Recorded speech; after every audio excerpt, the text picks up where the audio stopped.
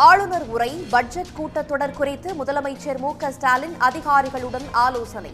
Spain நாட்டில் இருந்தபடி காணொலி காட்சி மூலம் ஆலோசனையில் ஈடுபட்டார்.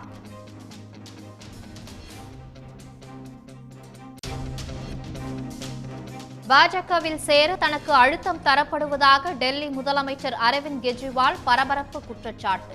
எத்தனை நெருக்கடிகள் வந்தாலும் பாஜகவுக்கு ஒருபோதும் அடிபணிய மாட்டேன் என காட்டம்.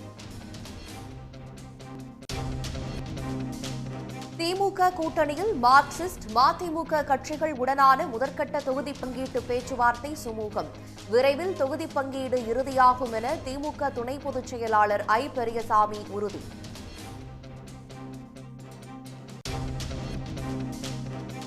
பாஜகவுடன் கூட்டணி இப்போதும் இல்லை, இனி எப்போதும் இல்லை என ஜெயக்குமார் மீண்டும் திட்டவட்டம். பாஜக அல்லாத கட்சிகளோடு மட்டுமே கூட்டணி அமைப்போம் என உறுதி.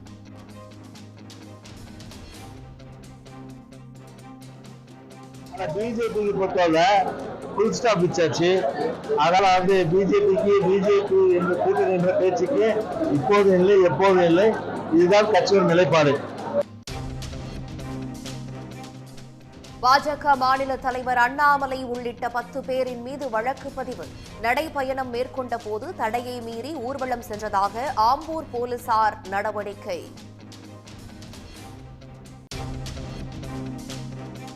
நாடாளுமன்ற தேர்தலில் தமிழ்நாட்டில் பாஜக தோல்வியை தழுவும் என எஸ்.வி. சேகர் உறுதி. 10,000 பூத் கமிட்டிகள் கூட இல்லாத பலவீனமான நிலையில் தமிழ்நாடு பாஜக உள்ளதாக விமர்சனம்.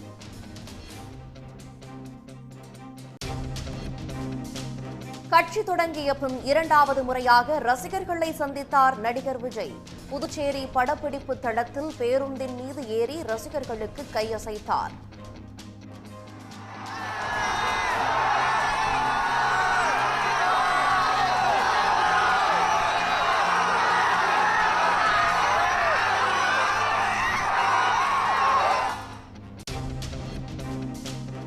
ஆருத்ரா மோசடி வழக்கில் பறிமுதல் செய்யப்பட்ட 100 கோடி ரூபாய் சொத்துக்களை ஏலம் விட முடிவு.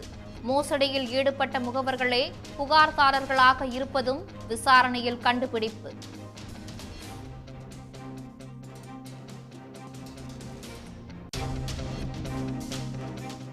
நாம் தமிழர் கட்சி தேசத்திற்கு எதிராக செயல்படுவதாக ஒன்றிய இணையமைச்சர் எல். முருகன் குற்றச்சாட்டு.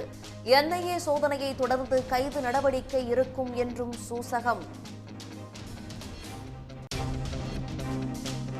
தலைமை நீதிபதி அனுமதி கிடைக்கும் முன்பே அமைச்சருக்கு எதிராக விசாரணையை தொடங்கிய நீதிபதி ஆனந்த் வெங்கடேஷ். அமைச்சர் KKSSR ராமச்சந்திரனுக்கு எதிரான சொத்து குவிப்பு வழக்கில் உயர்நீதிமன்ற பதிவாளர் அறிக்கை தாக்கல். சென்னை கோயம்பேடு சந்தையில் பூண்டு 1 கிலோ 400 ரூபாய்க்கு விற்பனை. வெளிமாநில வரத்து குறைந்ததே விலை உயர்வுக்கு காரணம் என வியாபாரிகள் தகவல்.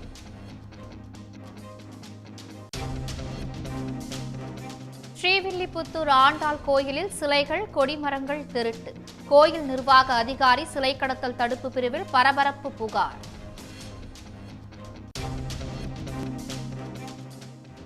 இந்தியா முழுவதும் 6 கோடி பேரிடம் மோசடி செய்த PACL நிறுவனம். பணத்தை மீட்டுத்தர ஒன்றிய, மாநில அரசுகள் நடவடிக்கை எடுக்க அன்புமணி ராமதாஸ் வலியுறுத்தல்.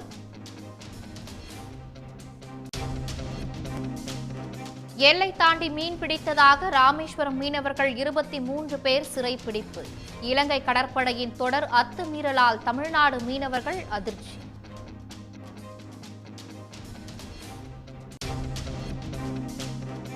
ஆசிரியர் போட்டித் தேர்வுகளில் கட்டாய தமிழ் தகுதி தேர்வில் இருந்து சிறுபான்மையினருக்கு விலக்கு. விதிகளில் திருத்தம் செய்து அரசிதழில் வெளியிட்டது தமிழ்நாடு அரசு.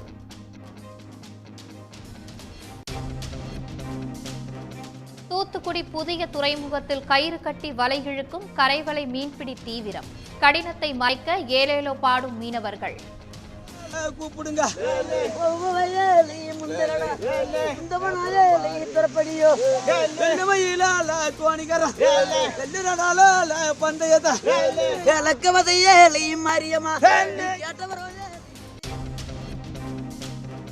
வேடசந்தூர் அருகே குருபூஜை விழாவை ஒட்டி 4 டன் அரிசியில் புளியோதரை பிரசாதம். சிறப்பு வழிபாட்டிற்கு பிறகு 30,000 பேருக்கு அன்னதானம். நாடாளுமன்ற தேர்தலுக்கான தொகுதி பங்கீடு குறித்து திமுகவுடன் மார்க்சிஸ்ட் கம்யூனிஸ்ட் மதிமுக கட்சிகள் பேச்சுவார்த்தை நடத்தியுள்ளன. வெளிநாட்டில் இருந்து முதலமைச்சர் திரும்பியவுடன் தொகுதி பங்கீடு உடன்பாடு கையெழுத்தாகும் என்று திமுக அறிவித்துள்ளது.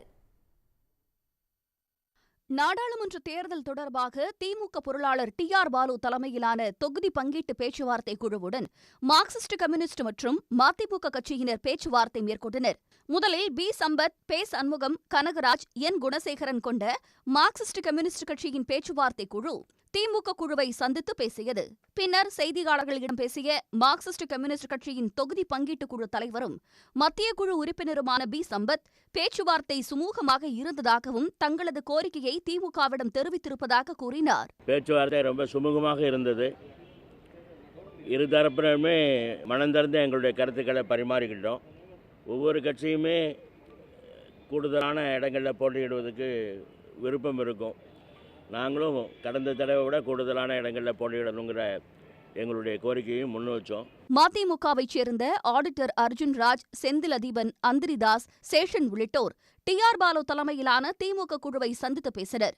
பேச்சுவார்த்தைக்கு பிறகு செய்தியாளர்களிடம் பேசிய மதிமுகவை தலைவர் அர்ஜுன் ராஜ், பேச்சுவார்த்தை திருப்திகரமாக இருந்ததாகவும் 2 மக்களவை இடங்களையும் 1 மாநிலங்களவை இடத்தையும் கேட்டிருப்பதாக குறிப்பிட்டார். சுமூகமாக, திருப்திகரமாக, மகிழ்ச்சியாக இருந்தது. நாங்கள் 2 லோக்சபா சீட்டுகளும் 1 ராஜ்யசபா சீட்டும் கேட்டிருக்கின்றோம். இந்த தடவை எங்களுடைய கட்சி சின்னத்தில் தான் போட்டியிடுவோம். பேச்சுவார்த்தை குறித்து கருத்து கூறிய திமுக துணை பொதுச் செயலாளர் ஐ. பெரியசாமி, வெளிநாட்டில் இருந்து முதலமைச்சர் திரும்பிய பிறகு தொகுதி பங்கீடு இறுதி செய்யப்பட்டு உடன்பாடு கையெழுத்தாகும் என்று கூறினார். 10 நாள் ஆகலையே, இப்போ 3 நாள் தானே சொல்லி, அதெல்லாம் ஒன்றும் இல்லை, உறுதியாக முடியும். வெகு சீக்கிரமாக தலைவர் வந்தோன்னா இறுதி செஞ்சிடும். மக்கள் நீதி மய்யத்தை அழைத்திருக்கிறீர்களா என்ற கேள்விக்கு பதிலளித்த பெரியசாமி, அது பற்றி முதலமைச்சர்தான் முடிவெடுப்பார் என்று கூறினார். ஏற்கனவே காங்கிரஸ், இந்திய கம்யூனிஸ்ட் கட்சிகளுடன் முதற்கட்ட பேச்சுவார்த்தை நடந்துள்ள நிலையில் தற்போது மார்க்சிஸ்ட் கம்யூனிஸ்ட் மதிமுகவுடனும் முதற்கட்ட பேச்சுவார்த்தை நடந்துள்ளது. வருகின்ற 12ஆம் தேதி விடுதலை சிறுத்தைகள், இந்திய யூனியன் முஸ்லீம் லீக் கட்சிகள் திமுகவுடன் பேச்சுவார்த்தை மேற்கொள்ளவிருக்கின்றன. பாஜக இல்லாத மற்ற கட்சிகளை அதிமுக கூட்டணியில் ஒருங்கிணைக்கும் பணிகளை யார் செய்தாலும் வரவேற்போம் என முன்னாள் அமைச்சர் ஜெயக்குமார் தெரிவித்துள்ளார். அதிமுக கூட்டணியில் பாஜகவை மீண்டும் இழுப்பதற்காக தாம் தூது சென்றதாக எழுந்த கருத்துக்கு தமாக தலைவர் ஜி.கே. வாசனும் விளக்கமளித்துள்ளார்.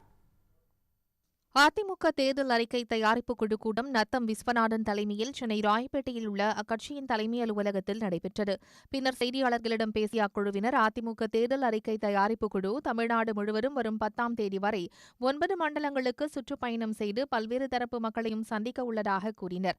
எதிரியை வீழ்த்த பலமான கூட்டணி அவசியம் என்று ஜி.கே. வாசன் கூறியிருந்தது பற்றிய கேள்விக்கு பதிலளித்த ஜெயக்குமார், பாஜக அல்லாத மற்ற கட்சிகளுடன் பேச்சுவார்த்தை நடைபெற்று வருவதாகவும் தேர்தல் நெருங்கும் நேரத்தில் அறிவிப்பு வெளியாகும் என்றும் கூறினார். பிஜேபி நீங்க சொல்றீங்க, பிஜேபி இல்லாத ஒரு கூட்டணி இல்லை, அதில் நீங்கள் நான் அதை கிளாரிஃபை பண்ணலாம், நீங்கள் அதை சொல்லுவீங்க. நீங்கள் நாங்கள் கிளாரிஃபை பண்ணுற பிஜேபி இல்லாத மற்ற கட்சிகள், ஓகேவா, அது வரவேற்க தகுந்தது. பிஜேபி இல்லாத அப்போ பெரிய கட்சிங்க எல்லாரும் பேசிகிட்டு இருக்காங்க வர்றதுக்கு, அது இப்போ சொல்ல முடியாது. அப்ராப்ரியேட் டைம்ன்றது நெருக்கத்தில் சொல்லுவோம், ஒன்றும் கவலைப்படாது. அதிமுக பாஜக கூட்டணி மீண்டும் ஏற்பட வாய்ப்புள்ளதாக ஒன்றிய அமைச்சர் பியூஷ் கோயல் கூறியிருந்தார். இதை உறுதி செய்யும் வகையில் பாஜகவின் தூதுவராக ஜி.கே. வாசன் எடப்பாடி பழனிசாமியிடம் பேச்சுவார்த்தை நடத்தியதாக அரசியல் வட்டாரங்களில் பேசப்படுகிறது. அந்த சந்திப்பு குறித்து ஏற்கனவே பேட்டியளித்த ஜி.கே. வாசன், எதிரியை வீழ்த்த பலமான கூட்டணி அவசியம் என வலியுறுத்தியதாக தெரிவித்திருந்தார். இந்த நிலையில் பாஜகவிற்காக அதிமுகவிடம் பேச வேண்டிய அவசியம் தனக்கு இல்லை என ஜி.கே. வாசன் விளக்கமளித்துள்ளார். பாரதிய ஜனதா கட்சிக்கு தமிழகத்தில் மட்டுமல்ல, எந்த மாநிலத்திலும் அவர்களுக்கு கூட்டணிக்காக யாரும் பேசுவதற்கு தேவையில்லை, அவசியமில்லை என்பது என்னுடைய கருத்து. இன்னொரு கட்சிக்காக எனக்கு பேசுவதற்கு எந்த தேவையும் இல்லை, அவசியமில்லை, அந்த அதிகாரமும் எனக்கு கிடையாது. வரும் 12ஆம் தேதி சென்னையில் நடைபெறும் தமிழ் மாநில காங்கிரஸ் கட்சியின் செயற்குழு கூட்டத்திற்கு பின் தேர்தல் தொடர்பான தங்களது நிலைப்பாடு அதிகாரப்பூர்வமாக வெளியாகும் எனவும் ஜி.கே. வாசன் அறிவித்துள்ளார். பாஜக அல்லாத மற்ற பெரிய கட்சிகளுடன் பேச்சுவார்த்தை நடப்பதாக ஜெயக்குமார் கூறியிருப்பதால் அது எந்தெந்த கட்சிகள், அதிமுகவின் நிலைப்பாடு என்ன என தெரியாமல் அக்கட்சி தொண்டர்கள் குழப்பத்தில் உள்ளனர். சமீபத்தில் நாம் தமிழர் கட்சி நிர்வாகிகள் வீடுகளில் தேசிய புலனாய்வு முகமை எனப்படும் என்ஐஏ அதிகாரிகள் சோதனை நடத்தினர். இதுகுறித்து கருத்து தெரிவித்த அக்கட்சியின் தலைமை ஒருங்கிணைப்பாளர் சீமான், என்ஐஏ அதிகாரிகள் வேலையின்றி இருப்பதால் ஏதாவது வேலை செய்வோமே என்பதற்காக சோதனைக்கு வந்ததாக தெரிவித்திருந்தார். இந்த நிலையில் சீமானின் கருத்து குறித்து செய்தியாளர்களிடம் பேசிய ஒன்றிய இணையமைச்சர் எல் முருகன், தேசத்திற்கு எதிரான நாம் தமிழர் கட்சியின் நடவடிக்கைகளை அறிந்துதான் என்ஐஏ சோதனை நடைபெற்றதாக கூறியுள்ளார். பயங்கரமாக வசூல். இந்த கார்த்திக்கு, இந்த துரைமுருகனுக்கு, அவனுக்கு இவனுக்கெல்லாம் கோடி கோடியாக வருதுங்க. ஏன்டா யூடியூப் நடத்தி அதில் வர வருமானத்தை வச்சு ஒரு இயக்கத்தை உருவாக்கிட முடியும்னா எவனாவது நம்பரில்லடா. ஏதோ ஒரு என்னத்தை பண்ணி தொலைக்கிறதுன்னு எனக்கும் புரியல. சரி, ஒரு பெருமையாத்தான் இருக்கு. அந்த பயம் உங்களுக்கு இருக்கட்டும், அந்த பயம் ஏதோ ஒன்று கேட்டேன். அதிகாரிகள் ஒரு வேலை இல்லைங்க, ரொம்ப அதிகாரிகள் சும்மாவே உட்காந்துருக்காங்க. சரி என்ன பண்ணுறது, சரி சீமாங்கட்சியில் போயிட்டு ஏதாவது ஒரு பண்ணி விடுவோம், நெருக்கடி கொடுத்து விடுவோம், பயங்காட்டி விடுவோம். தேசத்திற்கு எதிரான செயல்களில் நாம் தமிழர் கட்சியினர் ஈடுபட்டிருக்கிறார்கள் என்பதை இது காட்டிக் கொண்டிருக்கிறது. தமிழக காவல்துறை கூட அவர்கள் மேலே இன்னும் நடவடிக்கை எடுக்கவில்லை. அதாவது என்ஐஏ அவர்களை தொடர்ந்து அவர்களுடைய நடமாட்டம் அல்லது அவர்களுடைய செயல்பாடுகளை உன்னிப்பாக கவனித்த பிறகு அவர்கள் நாட்டிற்கு எதிராக செயல்கள் செய்து உறுதிப்படுத்தின பிறகு என்ஐஏ அவர்களில் அவர்களிடத்தில் வீடுகளில் ரெய்டு செய்திருக்கிறார்கள், அவர்களை கைது செய்ய இருக்கிறார்கள். அதாவது என்ஐஏ என்பது தேசிய புலனாய்வு முகாம். இவங்க தீவிரவாதத்திற்கு எதிராக, நாட்டிற்கு எதிராக யார் செயல்படுகிறார்கள், பிரிவினவாதத்திற்கு எதிராக, தேசத்திற்கு எதிராக செயல்படுபவர்களை கண்காணிக்கின்ற அந்த அமைப்பு. அவர்கள் நடவடிக்கை எடுத்திருக்கிறது. இந்த நாம் தமிழர் கட்சி தேசத்திற்கு எதிராக செயல்பட்டு கொண்டிருப்பது நமக்கு காட்டிக் கொண்டிருக்கிறது. தமிழ்நாட்டில் வெற்றிக்கு உழைக்க 70,000 பூத் கமிட்டிகள் இருக்க வேண்டும் என்ற நிலையில் 10,000 பூத் கமிட்டிகள் கூட இல்லாத பலவீனமாக நிலையில் தமிழ்நாடு பாஜக உள்ளதாக SV சேகர் தெரிவித்துள்ளார். அரசியல் அனுபவமே இல்லாத ஒரு கத்துக்குட்டி தான் அண்ணாமலை. அவர் இருக்கிற சூழ்நிலையில் அவர் மக்களை மட்டுமல்ல, டெல்லியில் இருக்கிற மேலே இருக்கிறவங்களையும் சேர்ந்து ஏமாற்றிக்கிட்டு இருக்காரு. இப்போ வாய்ஸ் ஆடாவில் சுற்ற பையன் இருக்கிற பாருங்க, அந்த பையன் அப்பா அம்மா கேட்டாலும் சொல்லுவான், நான் 100க்கு 140 வாங்குவேன், 100க்கு 150 வாங்குவேன். ரிசல்ட் வரும்போது தான் தெரியும் 100க்கு 2 மார்க்கா 2.5 மார்க்கான்னு தெரியும். மே மாதம் தெரிஞ்சிடும். பாத யாத்திரை கை கொடுக்குன்னு சொல்கிறாரு. பாத யாத்திரை என்ன கை கொடுக்கும்? அவருக்கு சுகர் இருந்தால் குறைஞ்சிருக்கும். அதுவும் ரொம்ப நடக்கிறது இல்லையே. ஒரு நாளைக்கு 1.5 கிலோமீட்டர் நடக்கிறாரு. இதில் என்ன பாத யாத்திரை? எங்கள் வீட்டுக்கு மாடிக்கு கீழே 4 தடவை நடந்தாலே 1.5 கிலோமீட்டர் ஆகிடுது. சும்மா கூட்டமாக இருக்கிற இடத்துல அப்படி ஃபோட்டோ எடுத்துக்கிட்டா அதெல்லாம் ஓட்டா மாறுமா? கூட்டம் என்றைக்குமே ஓட்டா மாறாது. ஒரு உள்நோக்கத்தோடு தான் வேலை செய்கிறாரே தவிர பாஜக நல்லா இருக்கணுங்கிற எண்ணம் அண்ணாமலைக்கு இல்லை. கொங்கு மாவட்டத்தில் நான் EPSோட பெரிய ஆளாக காட்டிக்கணுங்கிற ஒரு எண்ணம், அந்த எண்ணத்தில் மண்ணு விழும். அமைச்சர் KKSS ராமச்சந்திரனுக்கு எதிரான சொத்து குவிப்பு வழக்கில் தலைமை நீதிபதி ஒப்புதல் பெறாமலேயே நீதிபதி ஆனந்த் வெங்கடேஷ் சூமோட்டோ வழக்கு விசாரணையை தொடங்கியதாக சென்னை உயர்நீதிமன்ற பதிவாளர் உச்சநீதிமன்றத்தில் தெரிவித்துள்ளார். அமைச்சர் KKSS ராமச்சந்திரனுக்கு எதிரான சொத்து குவிப்பு வழக்கில் போதிய ஆதாரங்கள் எதுவும் இல்லை என தெரிவித்த ஸ்ரீவில்லிபுத்தூர் நீதிமன்றம் கடந்த ஆண்டு அவரை விடுதலை செய்து உத்தரவிட்டது.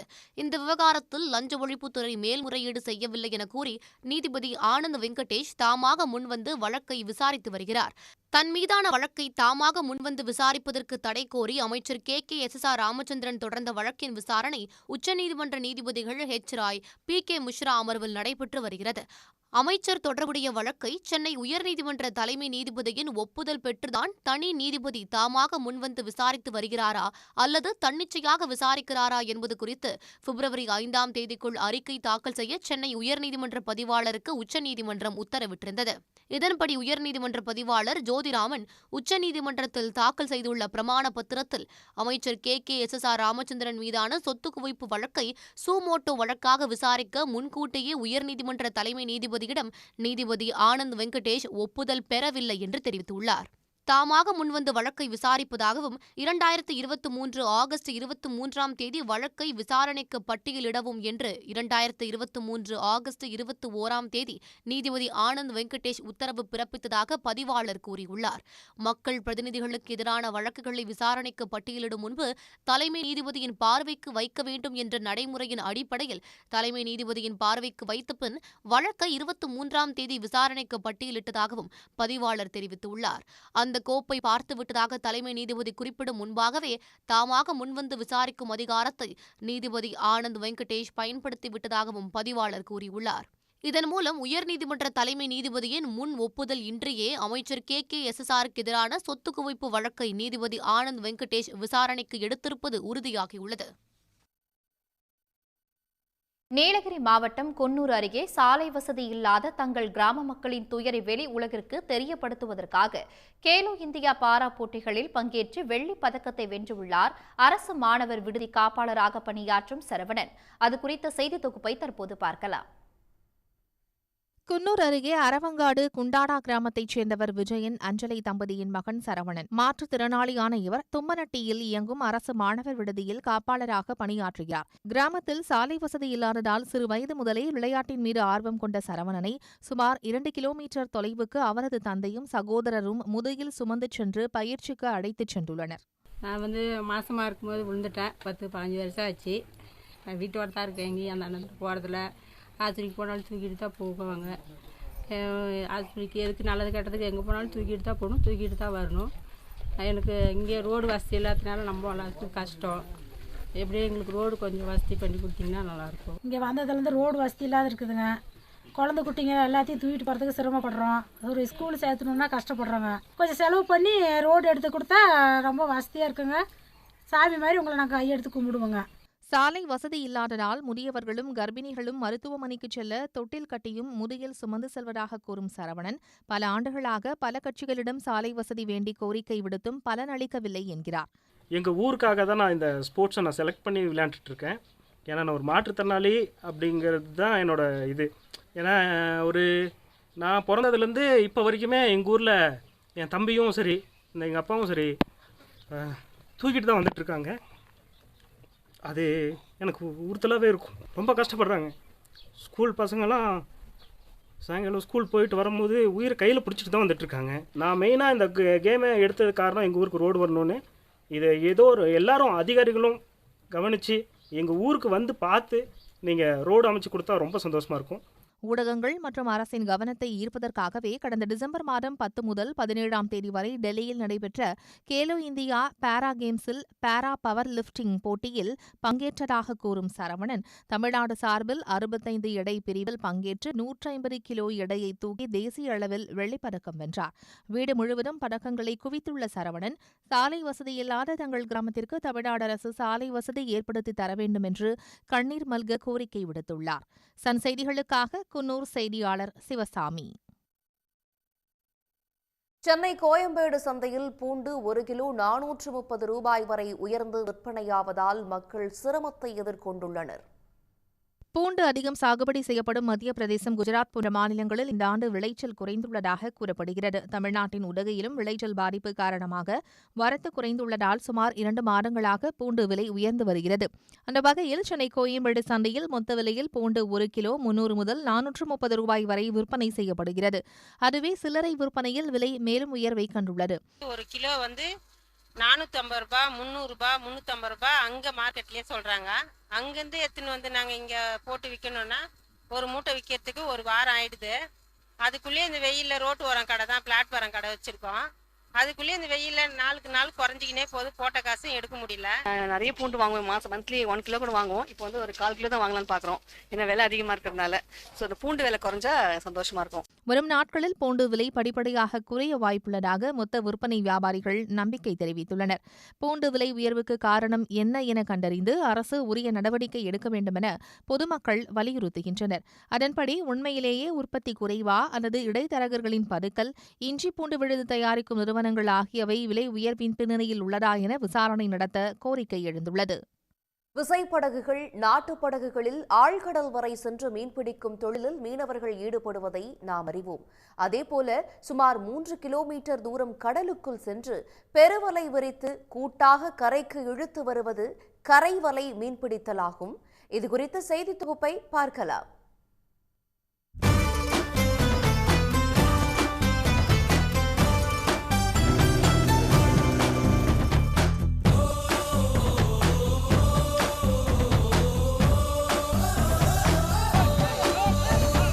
கரைமேல் பிறக்க வைத்தார், எங்களை தண்ணீரில் பிழைக்க வைத்தார், கரைமேல் இருக்க வைத்தார், பெண்களை கண்ணீரில் மிதக்க வைத்தார் என்ற பாடலுக்கு கரையாதோர் யாரும் இருக்க முடியாது.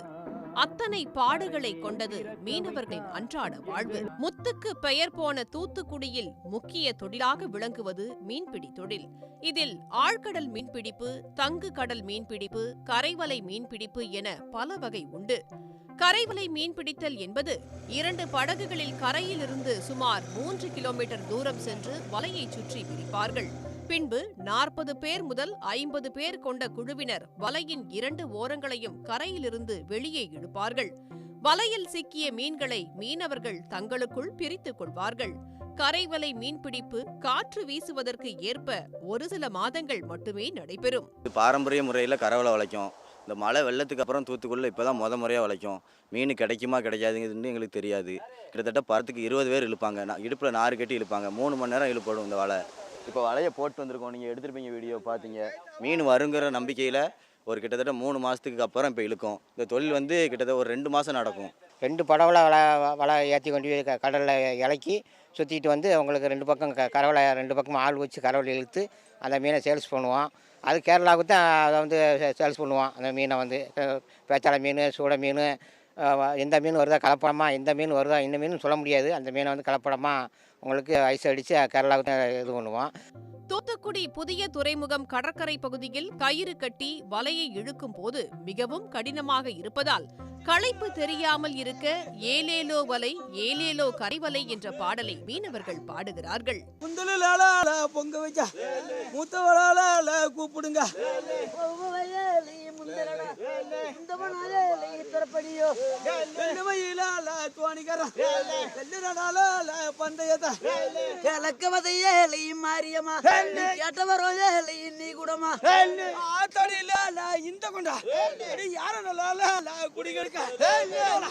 கடந்த டிசம்பர் மாதம் கனமழைக்கு பிறகு தற்போதுதான் மீனவர்கள் கரைவலை மீன்பிடிப்பில் ஈடுபட்டுள்ளனர்.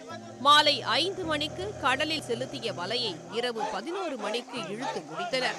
இதில் மீனவர்களுக்கு 1.5 டன் முதல் 2 டன் வரை பேச்சாலை, சூடை, சிறிய வகை பாறை மீன்கள் கிடைத்ததால் மீனவர்கள் மகிழ்ச்சி அடைந்தனர். போதுமான மீன்கள் கிடைத்தால் கேரளாவுக்கு விற்பனைக்கு அனுப்புவதாக மீனவர்கள் தெரிவித்தனர். கரவலை தான் எங்களுக்கு உயிரை வாழ வச்சு உயிரை காக்கும். இந்த கப்பல் துறைமுகம் கெட்டதுக்கு முன்னையே இந்த கரவலையை உருவாக்கி எங்கள் தாத்தா போட்ட எல்லாரும் கொண்டு வந்த தொழில் இது. இதை விடக்கூடாதுங்கிறதுக்காண்டி பாரம்பரிய தொழில் இதை கொண்டு வரோம். கரைவலை இழுக்கும் கடற்கரையில் விளக்குகள் அமைத்து தர வேண்டும். கரைவலை மீன் பிடித்தலை பாரம்பரிய தொழிலாக அறிவித்து இந்த மீனவர்களுக்கு அரசு உதவ வேண்டும் என்றும் சுற்றுலா பயணிகள் உள்ளிட்டோர் கோரிக்கை விடுத்துள்ளனர். I came beach and I saw how hardly they are fishing. Look at them, how hardly they are pulling rope, how it's so much hard, and no lights here. Any type of help you can do.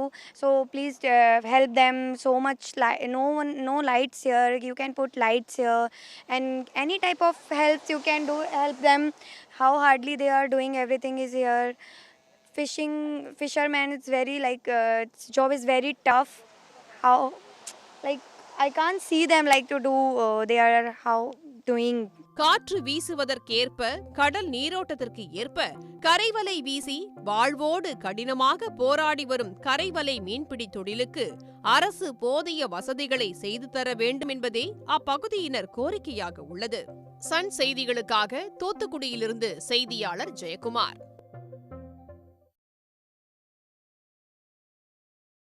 வழங்கும் விறுவிறு செய்திகளை காணலாம். தமிழ்நாட்டிற்கு முதலீடுகளை ஈர்ப்பதற்காக Spain நாட்டிற்கு சென்றுள்ள முதலமைச்சர் மு க ஸ்டாலின் அங்கிருந்தபடியே காணொலி வாயிலாக ஆளுநர் உரை மற்றும் பட்ஜெட் கூட்டத்தொடர் தொடர்பாக ஆலோசனை நடத்தினார்.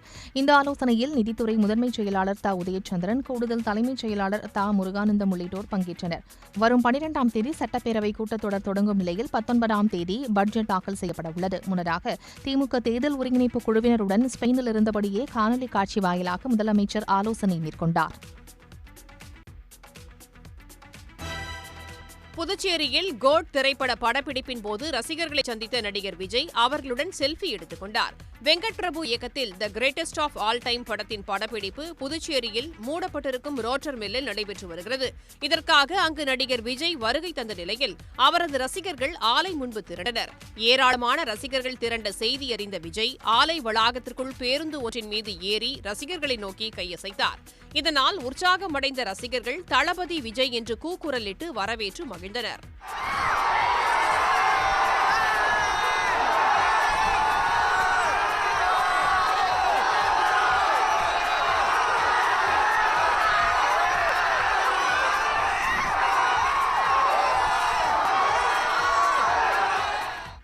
ஆலையை சுற்றியுள்ள குடியிருப்பு கட்டடங்கள் மீது ஏறி நின்ற ரசிகர்கள் விஜய் மீது மலர் மாலைகளையும் மலர்களையும் வீசி உற்சாகப்படுத்தினர். ரசிகர்கள் அதிக அளவில் திரண்டதால் புதுச்சேரி கடலூர் சாலையில் கூட்டம் அலைமோதியது. நடிகர் விஜய் தமிழக வெற்றிக் கழகத்தின் தலைவரான பின் 2வது முறையாக ரசிகர்களை சந்தித்துள்ளார். பழனி முருகன் கோயிலில் புதிதாக 220 கிராம் அளவில் பஞ்சாமிர்த விற்பனையை உணவுத்துறை அமைச்சர் சக்கரபாணி தொடங்கி வைத்தார். பழனி முருகன் கோயிலில் வழங்கப்படும் பஞ்சாமிர்த பிரசாதத்தை பக்தர்கள் ஆர்வத்துடன் வாங்கிச் செல்கின்றனர். 1/2 கிலோ எடை கொண்ட பஞ்சாமிர்தம் 40 ரூபாய்க்கு விற்பனை செய்யப்படுகிறது. இந்நிலையில் பக்தர்களின் வசதிக்காக புதிதாக 200 கிராம் அளவில் 20 ரூபாய்க்கு பஞ்சாமிர்த விற்பனையை அமைச்சர் சக்கரபாணி தொடங்கி வைத்தார். தொடர்ந்து 25 லட்சம் ரூபாய் மதிப்பிலான முதலுதவி மைய கட்டடம், மனநல காப்பகம் ஆகியவற்றையும் அவர் தொடங்கி வைத்தார். மாஸ்டர் பிளான் அதில் இன்றைக்கி எப்படி திருச்செந்தூர் எடுத்திருக்காங்களோ அதே மாதிரி பழனி கோயிலையும் மாஸ்டர் பிளானில் எடுத்து அதே மாதிரி ஒரு 60 ஏக்கர் நிலம் கையப்படுத்துகின்ற பணி நடைபெற்று கொண்டிருக்கிறது. அந்த பணி முடிந்த பின்பு மாண்புமிகு முதலமைச்சருடைய வழிகாட்டுதலின்படி திருப்பதிக்கு நிகராக இந்த கோயில் எல்லா வசதிகளும் பெறும். ஆருத்ரா கோல்ட் ட்ரேடிங் விவகாரத்தில் 2438 கோடி ரூபாய் மோசடி சார்பாக பொருளாதார குற்றப்பிரிவு அதிகாரிகள் இதுவரை 23 பேரை கைது செய்துள்ளனர். முக்கிய குற்றவாளியான ஆருத்ரா கோல்ட் ட்ரேடிங் நிறுவனத்தின் நிர்வாக இயக்குநர் ராஜசேகரை எம்லாட் ஒப்பந்த அடிப்படையில் துபாயில் போலீசார் கைது செய்துள்ள அதிகாரிகள் மோசடி விவகாரத்தில் 7000 ஏஜென்ட்டுகளை அடையாளம் கண்டுள்ளனர். முதல் கட்டமாக 500 ஏஜென்ட்டுகளிடமிருந்து சொத்துக்கள் பறிமுதல் செய்யும் நடவடிக்கைகளை மேற்கொண்டுள்ளனர். மோசடியில் ஈடுபட்ட முகவர்கள் சிலரே புகார்தாரர்களாக இருப்பதையும் கண்டுபிடித்துள்ள அதிகாரிகள் ஆருத்ரா மோசடி வழக்கில் பறிமுதல் செய்யப்பட்ட 100 கோடி ரூபாய் சொத்துக்களை ஏலம் விட முடிவு செய்துள்ளனர். உடனுக்குடன் செய்திகளை தெரிந்து கொள்ள சன் நியூஸ் பெல் ஐகானை கிளிக் பண்ணுங்க.